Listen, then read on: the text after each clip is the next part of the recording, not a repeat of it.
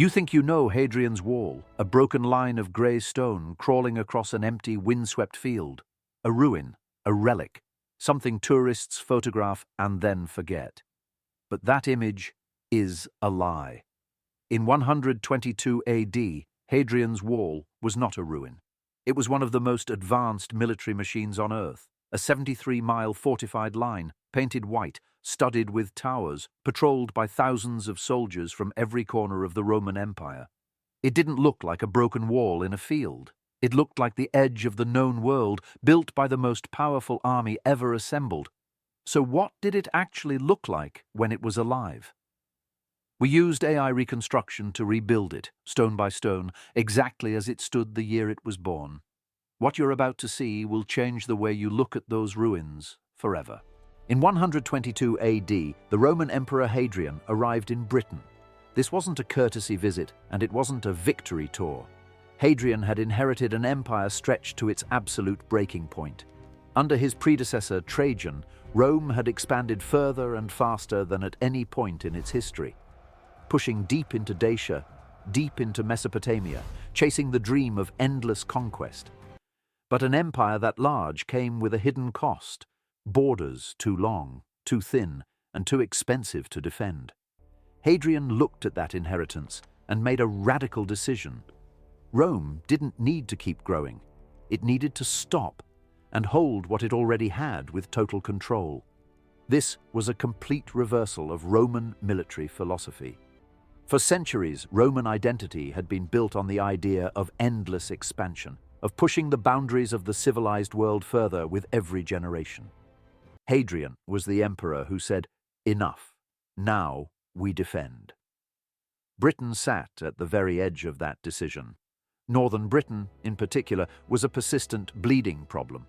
The tribes the Romans broadly called the Picts, a loose confederation of peoples living in what's now Scotland, raided south constantly, striking Roman settlements and then vanishing back into terrain the legions had never fully subdued.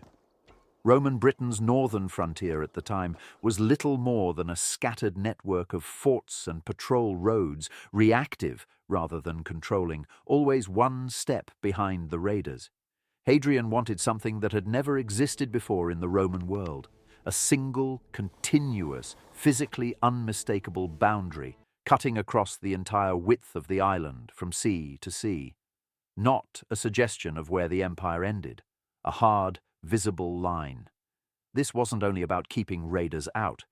It was psychological warfare aimed at both sides of the wall, a message to the tribes to the north that Rome's power was permanent and immovable, and a message to Roman citizens to the south that they were safe, protected inside the boundary of civilization itself.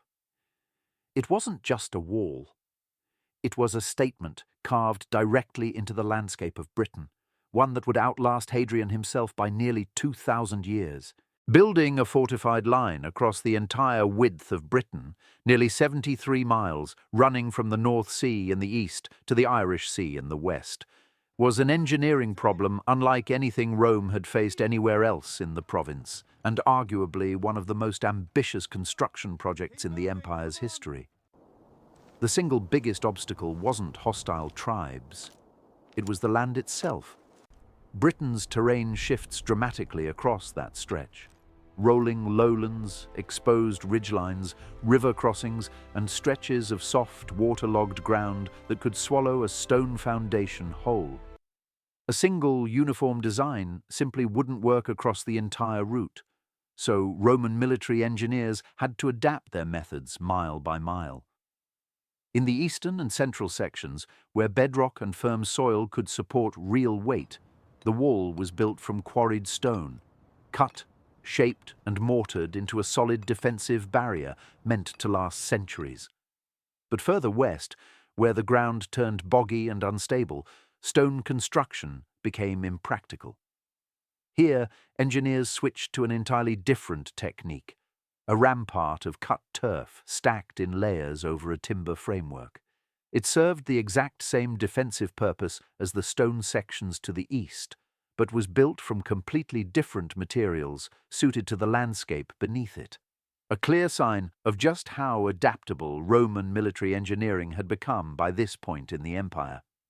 Before construction crews ever touched a single stone, Roman surveyors walked the entire proposed route on foot, mapping elevation changes, ridge lines, and natural choke points with remarkable precision, using basic but effective tools. Wherever the terrain allowed, the wall's path was deliberately routed along the highest available ground. This wasn't a cosmetic choice.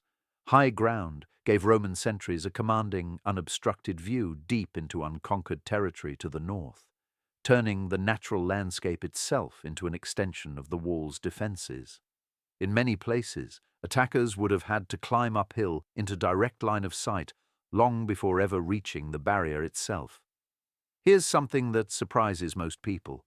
Hadrian's wall wasn't built by slaves, and it wasn't built by conquered laborers forced into service. It was built by Roman legionaries themselves, professional soldiers who spent as much time working as engineers, masons, surveyors, and laborers as they did training for combat.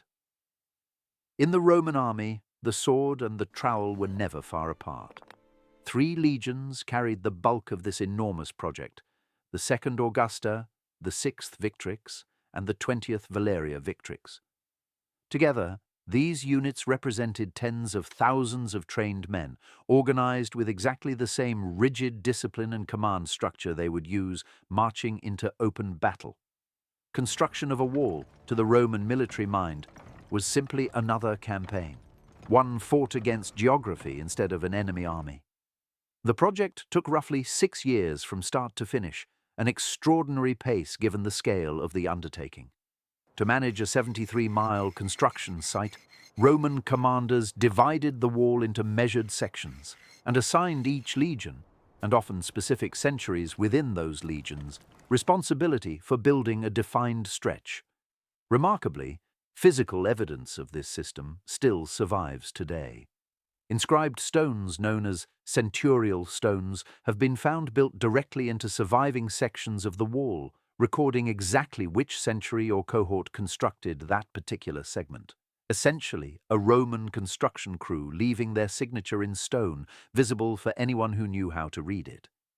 Feeding, housing, and supplying tens of thousands of soldiers across 73 miles of unfamiliar, often hostile terrain was its own massive logistical operation, arguably as demanding as the wall itself.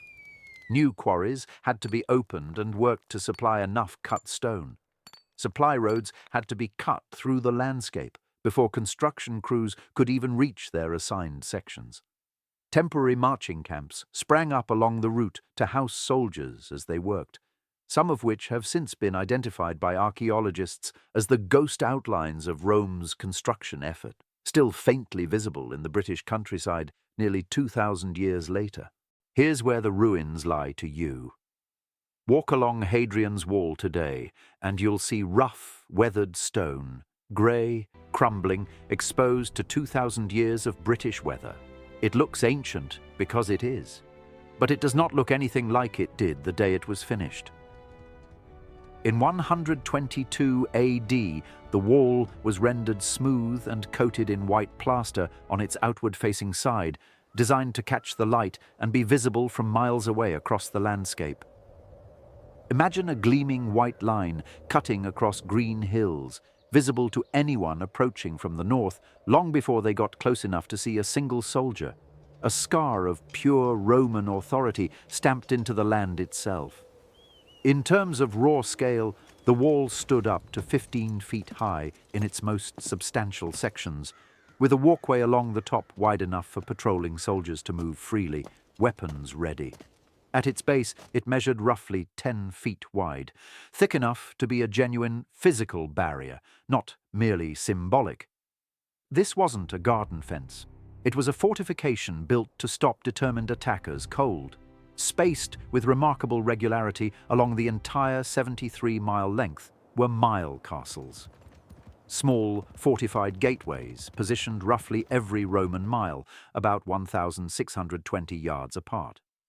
Each milecastle housed a small garrison of soldiers and functioned as a controlled checkpoint. the only points where people, animals, and goods could legally pass through the wall in either direction. Between every pair of milecastles stood 2 additional turrets, smaller watchtowers spaced evenly along the line, positioned to give sentries overlapping fields of view in both directions. The result was a surveillance network with no blind spots. From any point along the wall, a soldier on watch could see the next turret in either direction. No stretch of the 73-mile line was ever truly unobserved, day or night. And then there's the part almost no visitor today ever notices. Running parallel to the wall on its southern side was the vallum, a massive earthwork consisting of a deep ditch flanked by 2 raised mounds. This wasn't a defensive feature against the north. It marked the southern boundary of a strictly controlled military zone, regulating movement and access from the Roman side of the frontier. Most tourists walk straight past its faint grass-covered outline in the fields today, never realizing they've just crossed the edge of what was once one of the most tightly controlled strips of land in the entire Roman Empire. The wall wasn't only a barrier of stone. It was home to thousands of people, for generations at a time. Major forts like Housesteads and Vindolanda sat directly on, or just behind, the wall line, and functioned as full-scale military bases rather than simple outposts, complete with barracks, granaries, hospitals, bathhouses, and commanding officers' houses. Soldiers stationed at these forts weren't rotating through for a few weeks at a time. Many spent years, sometimes their entire careers, living along this single stretch of frontier. And here's something that surprises most people. These weren't Roman Italian soldiers in the way pop culture usually imagines. The garrisons manning Hadrian's Wall were largely auxiliary units recruited from conquered and allied territories across the empire, not from Rome or Italy itself. Batavians from what's now Belgium and the Netherlands, Tungrians from modern-day Belgium, soldiers recruited from as far away as Syria, thousands of miles from the cold, wet hills of northern Britain. Hadrian's Wall wasn't a Roman wall defended by Romans. It was an imperial wall defended by a genuinely multicultural army drawn from every corner of the empire, brought together at the edge of the known world. We know an extraordinary amount about their daily lives, thanks to one of the most remarkable archaeological discoveries in British history, the Vindolanda writing tablets. These thin wooden slips, preserved for centuries in waterlogged, oxygen-free soil, give us actual handwritten voices from the wall itself. Soldiers complaining bitterly about the British cold and requesting warm socks and underwear from home. Invitations to birthday parties between officers' wives. Requests for beer. Reports on troop strength and supply shortages. These aren't grand historical records written for posterity. They're the mundane, deeply human fragments of everyday military life, the kind of details that never survive from most ancient sites.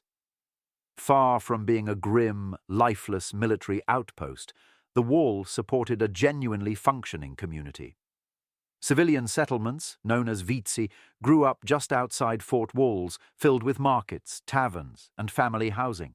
Soldiers formed relationships with local British women. Trade flowed constantly between the garrisons and the surrounding population, blending Roman goods and customs with the existing culture of northern Britain into something entirely new.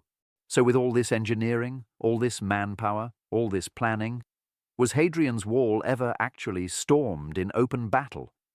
The evidence suggests something that surprises a lot of people. It was rarely, if ever, taken in a full-scale military assault. Despite nearly 3 centuries of use, there's little archaeological or historical record of the wall being overrun in a dramatic siege the way popular imagination often pictures it. That doesn't mean the frontier was peaceful.